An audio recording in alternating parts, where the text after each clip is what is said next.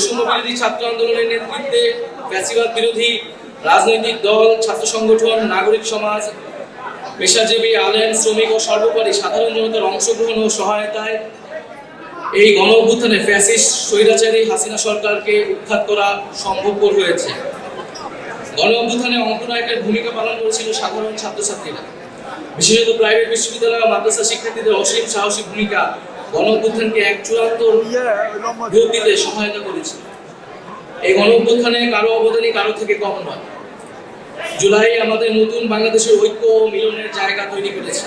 মুক্তিযুদ্ধের সাম্য, ন্যায় বিচার ও মানবিক মর্যাদার আকাঙ্ক্ষা জুলাই গণ অভ্যুত্থানে আমাদের মধ্যে নতুন করে জাগ্রত হয়েছে।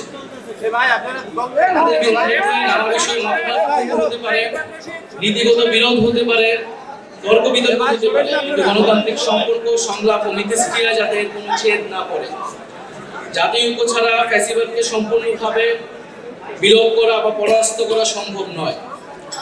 আমরা যাতে ভুলে না যাই, দেশের বিপদ এখনো কাটে নাই। বাংলাদেশ বিরোধী শক্তিরা এখনো ষড়যন্ত্র করে যাচ্ছে।